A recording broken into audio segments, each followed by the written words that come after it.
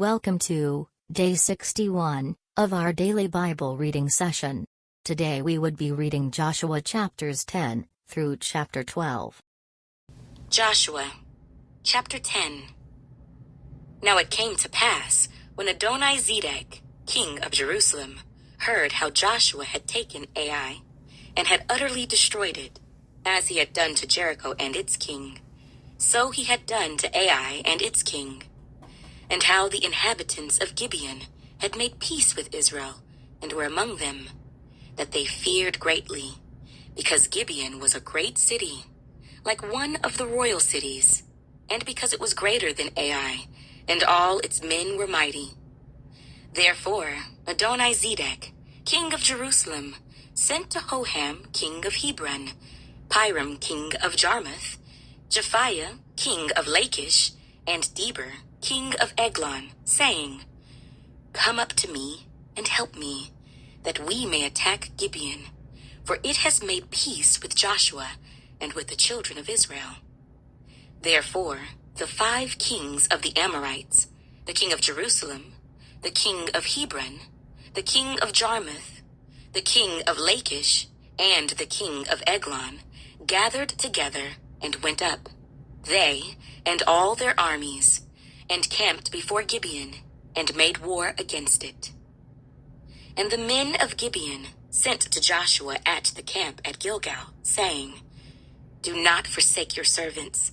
Come up to us quickly, save us, and help us, for all the kings of the Amorites who dwell in the mountains have gathered together against us. So Joshua ascended from Gilgal, he and all the people of war with him, and all the mighty men of valor. And the Lord said to Joshua, Do not fear them, for I have delivered them into your hand. Not a man of them shall stand before you. Joshua therefore came upon them suddenly, having marched all night from Gilgal. So the Lord routed them before Israel, killed them with a great slaughter at Gibeon, chased them along the road that goes to Beth-horon, and struck them down as far as Azekah and Makkedah. And it happened, as they fled before Israel, and were on the descent of Beth-horon, that the Lord cast down large hailstones from heaven on them, as far as Azekah, and they died. There were more who died from the hailstones than the children of Israel killed with the sword.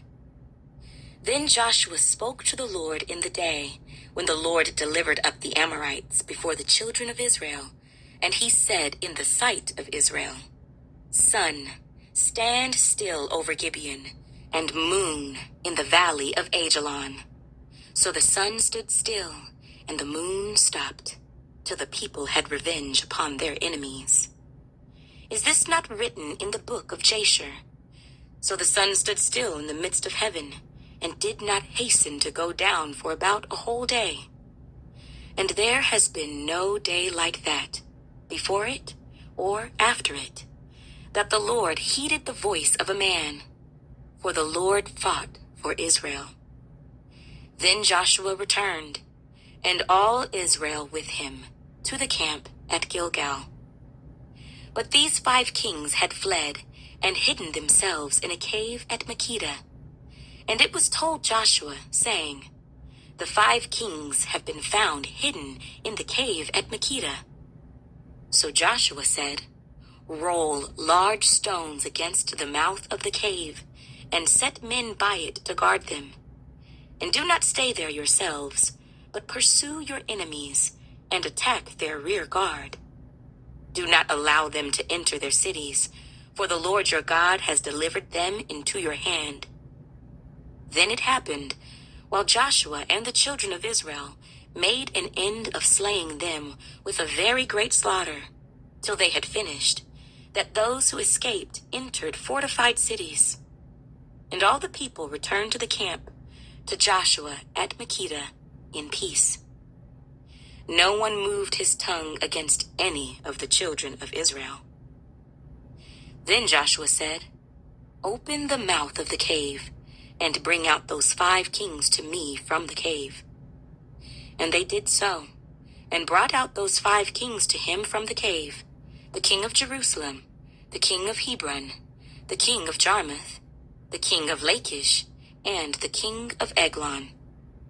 So it was, when they brought out those kings to Joshua, that Joshua called for all the men of Israel, and said to the captains of the men of war who went with him, "Come near, put your feet on the necks of these kings." And they drew near and put their feet on their necks. Then Joshua said to them, "Do not be afraid, nor be dismayed. Be strong and of good courage, for thus the Lord will do to all your enemies against whom you fight." And afterward Joshua struck them and killed them, and hanged them on 5 trees, and they were hanging on the trees until evening. So it was, at the time of the going down of the sun, that Joshua commanded, and they took them down from the trees, cast them into the cave where they had been hidden, and laid large stones against the cave's mouth, which remain until this very day. On that day Joshua took Makkedah, and struck it and its king with the edge of the sword. He utterly destroyed them, all the people who were in it. He let none remain. He also did to the king of Makkedah as he had done to the king of Jericho. Then Joshua passed from Makkedah, and all Israel with him, to Libnah, and they fought against Libnah. And the Lord also delivered it and its king into the hand of Israel. He struck it and all the people who were in it with the edge of the sword. He let none remain in it, but did to its king as he had done to the king of Jericho. Then Joshua passed from Libnah, and all Israel with him, to Lachish, and they encamped against it and fought against it. And the Lord delivered Lachish into the hand of Israel, who took it on the 2nd day, and struck it and all the people who were in it with the edge of the sword, according to all that he had done to Libnah.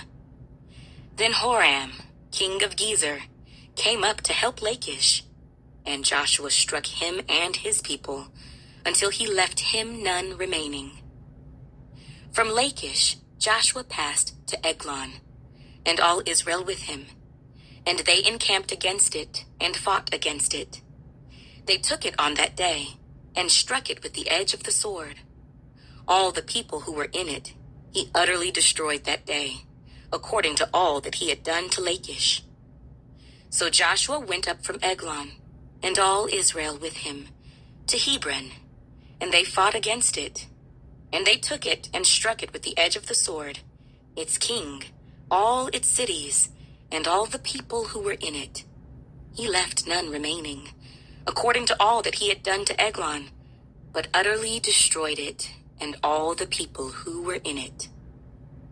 Then Joshua returned, and all Israel with him, to Debir, and they fought against it. And he took it and its king, and all its cities. They struck them with the edge of the sword, and utterly destroyed all the people who were in it. He left none remaining. As he had done to Hebron, so he did to Debir and its king, as he had done also to Libnah and its king.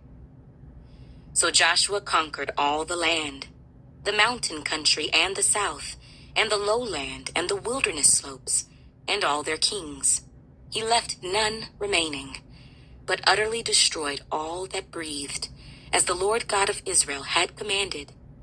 And Joshua conquered them from Kadesh Barnea, as far as Gaza, and all the country of Goshen, even as far as Gibeon. All these kings and their land Joshua took at one time, because the Lord God of Israel fought for Israel. Then Joshua returned, and all Israel with him, to the camp at Gilgal. Joshua, chapter 11.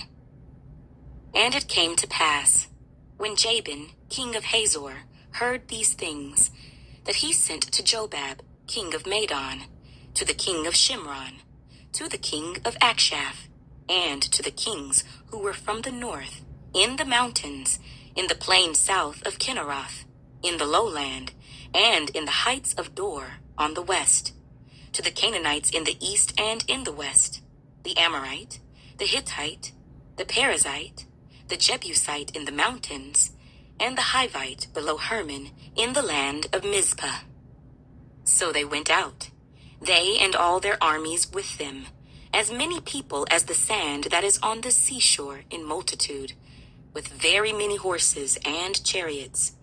And when all these kings had met together, they came and camped together at the waters of Merom to fight against Israel.